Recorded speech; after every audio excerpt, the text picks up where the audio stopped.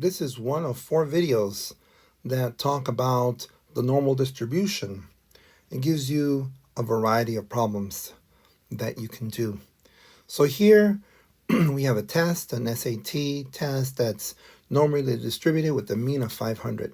So we have a mean of 500 and a standard deviation of 100. Okay, that's going to be important. And we'll make sure it looks like 100. And what else do they want? What is the probability that a student will have a score larger than 604? Okay, so what we can do is we can have some type of template, which is right here. This template gives us the percentile on the bottom and also gives us the empirical method of dividing the normal distribution, the empirical rule. Not only that, the percentiles are matched with the z-score. All right, now this estimate here, this template, as I call it, will give us an estimate of what we're going to need.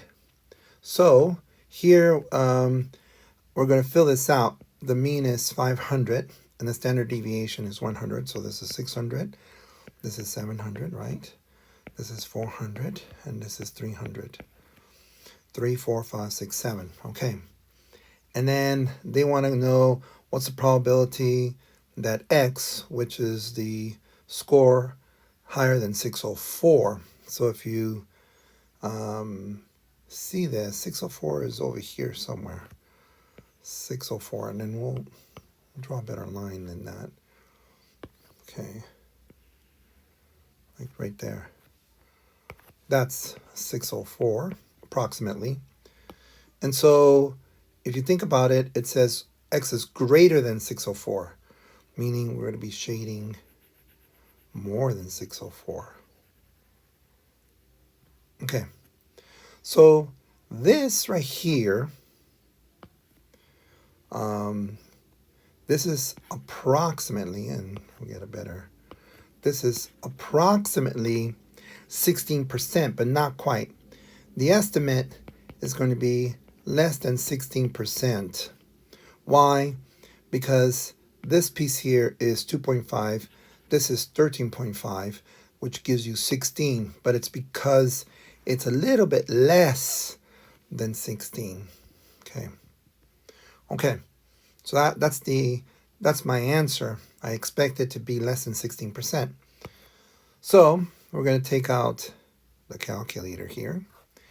And this calculator you can get at the many different types of app stores. All right, I'm going to clear this.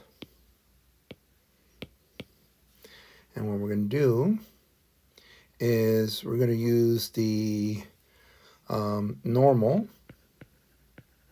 CDF function, and that's going to say what's the lower bound. Where do you start shading from left to right? 604, and then you go to infinity,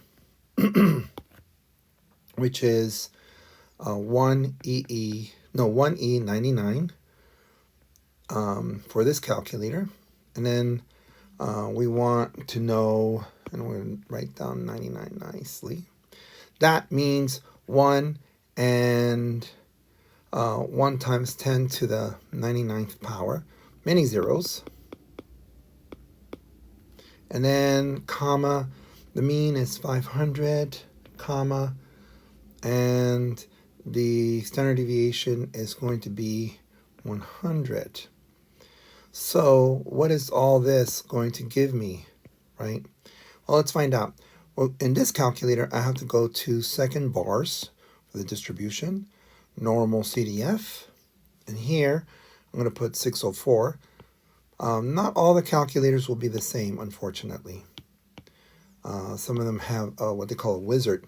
604, 1 to the EE99, comma, 1 to the E99, and then 500, comma, 100. Close, enter, And we get an answer of 0.149169, or 14.9169%.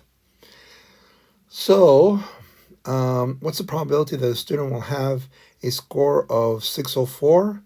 So something like there is a 14 point, and let's make sure that looks like a 4, 14.9169% chance that a student picked at random will have a score larger than 604. Okay, so the template allows us to give an estimate, and then when we put it into a calculator, we get the answer. So this particular problem is that the hard part is to understand the, what is it that they're looking for, and then to draw it, and it gives you a sense of completion. All right, I hope this helps. And then this is 1 out of 4 videos. So keep watching for the next video.